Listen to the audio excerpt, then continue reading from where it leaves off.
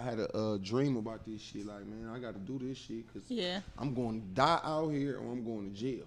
Right. But then, you know, moms let me make them albums in the house, and everybody just start coming to my house. So it just turned out to be like, all right, they making hella noise, there's hella niggas in here, but they not, you know, getting in trouble. Right. So I think that is the part that I kind of took a little more responsibility, you know, than the next young man. Because at that time, you know, you chasing girls or you want to be outside having fun. But I was learning computers, I was learning drum machines, I was learning keyboards, Synthes, 8 tracks, all, you know, shit that you can make you an album with. Right. You know what I mean? So for people to, when they be wondering like, well, how do you do this and how you be doing that? And it's like the rap game, if you base it on, you know, your hit song or getting a big deal, if that don't happen in your people eyes, it's like you failed. And in your own eyes, you'll be like, damn, I didn't make it, man. I let all my folk down. I had them feelings before too, because I signed with Priority Records in 1995. That was a long That time was ago, 20 people. years ago. Oh, excuse me, I was born the next But, year. you know, nah, real shit though. This shit real life though. Like, the rap game been around a long time. You know what I mean? And what I learned when I did the deal with Priority Records, I did a manufacturing and distribution deal. And that at that time, they wasn't doing those type of deals, but they knew that we were familiar with creating our own album and then press up 10,000 copies. Right. To press up 10,000 copies, it costs $10,000.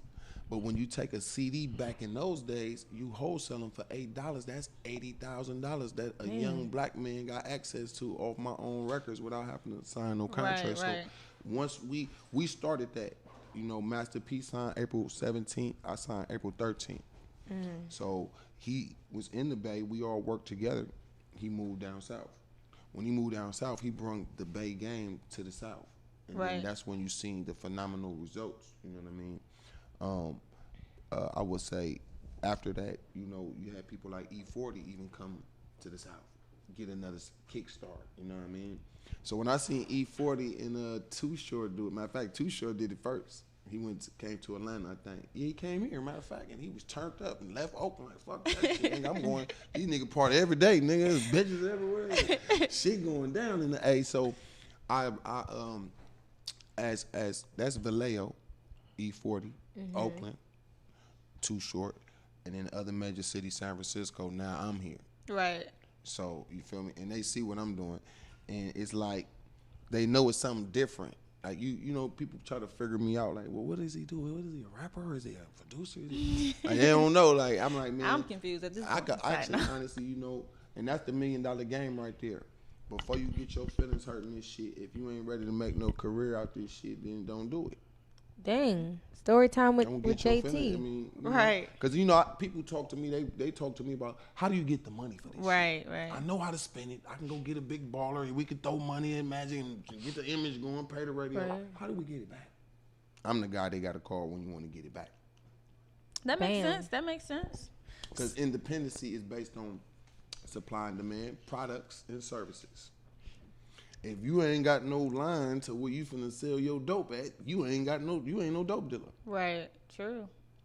Cause niggas caking up hella dope. Nigga, I got ounce after ounce. Every song is a brick or that. Okay, cool. You loading them bitches up. Where you selling them? Cause the bootleggers got it already. That's that. And we want the bootleggers. See, I moving down here, I had to analyze my formula of, you know, how you perceive being independent. Right. Like, it's a perception. You know, people think independent. What does that word really mean when you trying to make it? And you know you don't got the money to blow yourself up, but you know you got some good dope. The independent process and the formula is like, all right, I'm going to make 12 songs in my house. That don't cost me shit. I got to come up with some manufacturing money to press my CDs up. At the time, back then, it was cassette tapes. It was CDs and cassette tapes. Right. But cassette tapes was 75 cents. When they made something called the compact disc for $1, the wholesale was $8 and the sale price was $16 back in the days. Dang. Everybody's CD was $15, $16. So the price value allowed us to be able to make something cheap in the house, buy some of that product, and go to the stores and get the money. Right.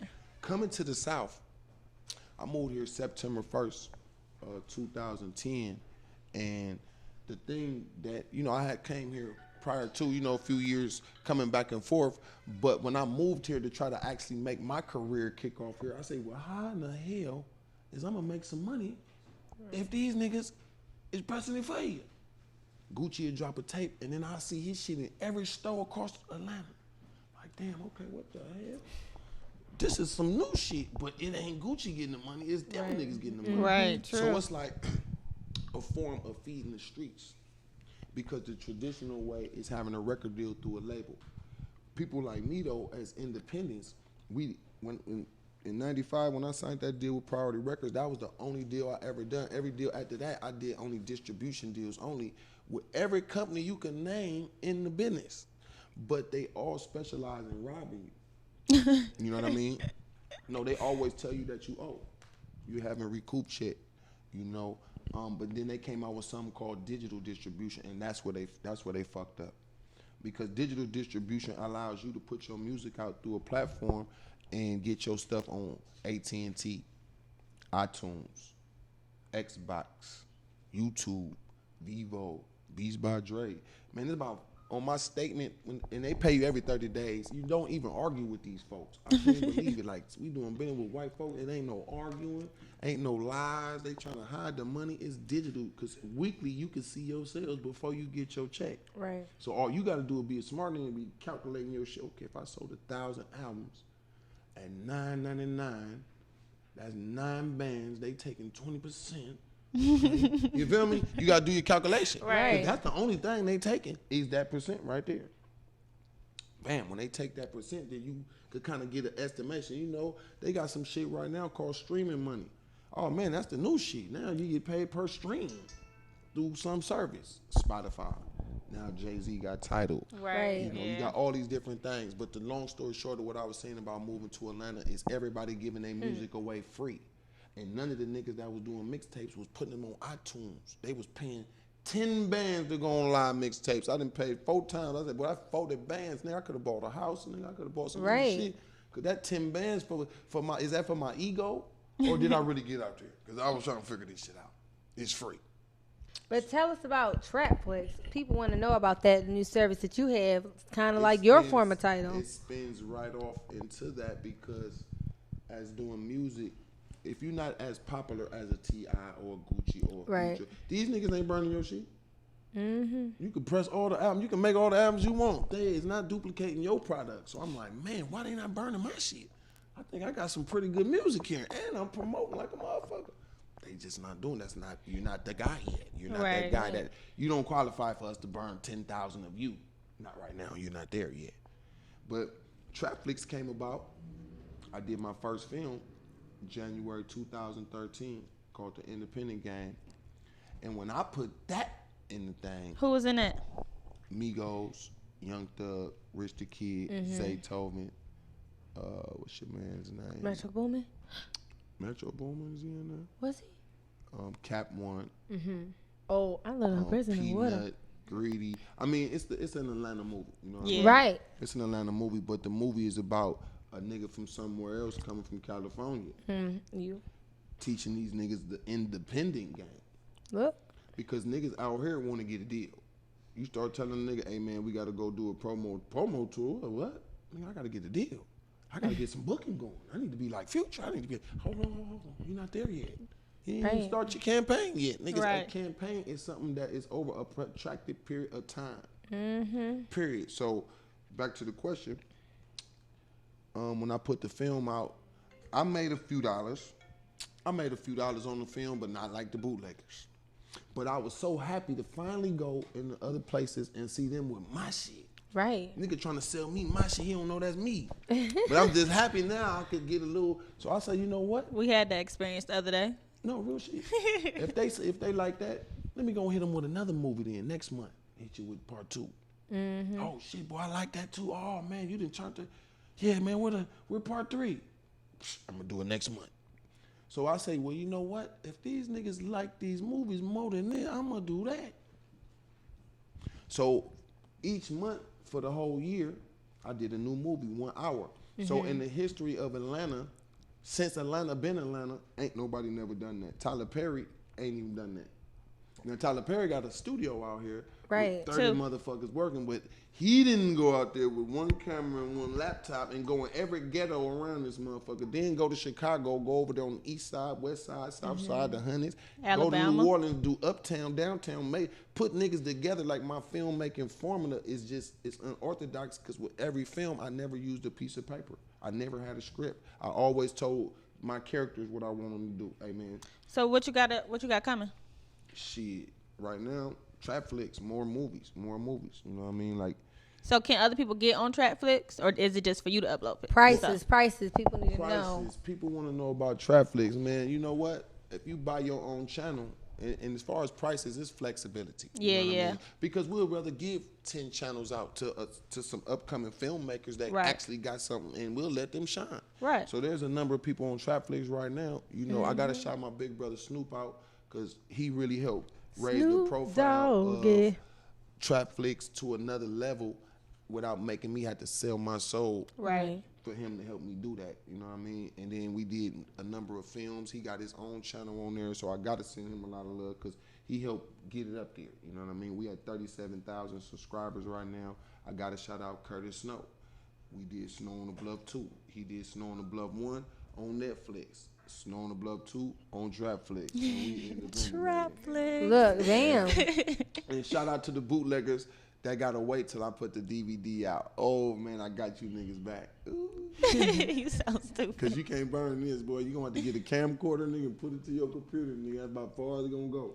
Cause my niggas that wrote them codes, baby, them is original codes for the whole script from start to finish. Ain't nothing cookie cutter, none of that shit. That's why them white folks trying to figure out how is this motherfucker streaming 400 something films on this bitch? Where is it coming from? Right. Niggas asking me like, man, I could do that. Oh man, JT, nigga, nigga, we can make one better than that. Go ahead and write it.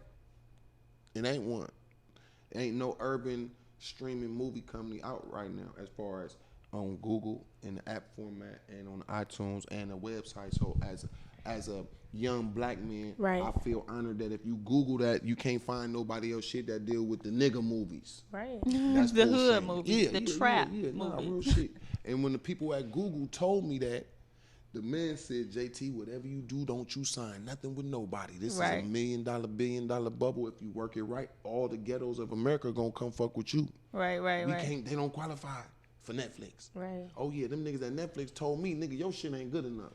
Nigga, I got so mad about that shit. That was in December, around December 12th. I had good high hopes about this Christmas release. I'm about to be on Netflix. Because if you notice on my Instagram, you used to always see Netflix. Coming soon, Netflix. Because I got to deal with a distributor that put it on iTunes, YouTube, couple Hula, where I could actually make money off the films. Right. But then them motherfuckers was like, hey, man, I don't think it's looking good.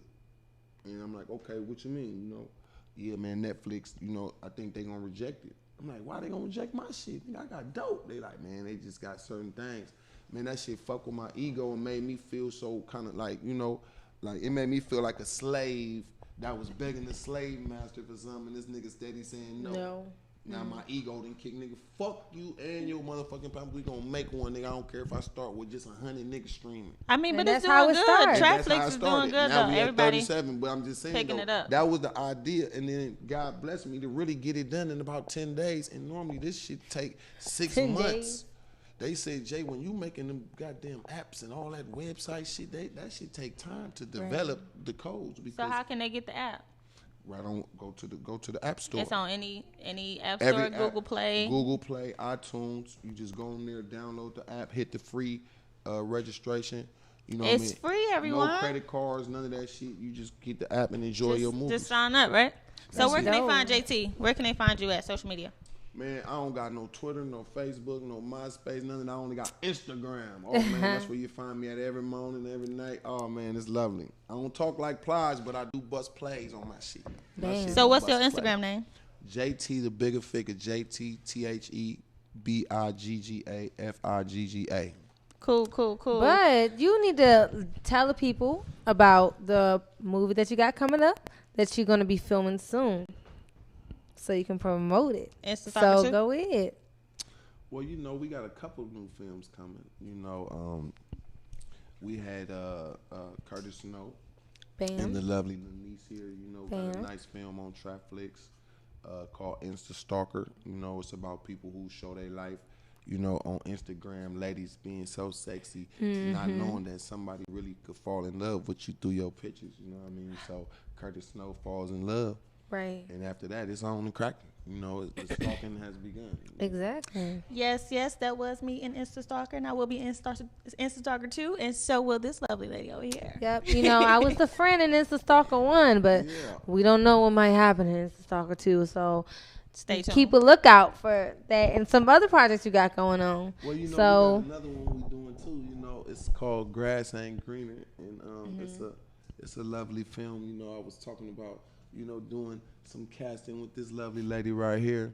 And it's about the scandalousness of the relationships, you know, between young black couples, you know what I mean? Everybody got their own little issues and shit, but in one of the films, Dirt on My Boots, I actually show some little romance problems, fucking with the other girl, the baby mama tripping, the whoop, all that shit. So I see ladies that like that, so I want to just make a film kind of like dealing with the relationships, not too ratchet, but definitely entertaining, though. Right. It sounds like it's going to be good. Yeah. So everybody stay tuned for all the upcoming films he got coming up. Right. And we're going to get on out of here. Bang, Promotions, baby. Oh, yeah, you know I'm still repping Film Orlando. Right. We got another guest coming up soon. I am available for bookings. Hit him on his Instagram at JT the Bigger Figure. In America. Hilarious. Please believe it. Chat King. We're going to go ahead and get out of here. We do have another guest coming up, so stay tuned, everybody. Let's eat some more cake, you guys. Oh, and she made cake, FYI. I made cake. Everybody loves it. I never say anything. Keep it juicy. Juicy.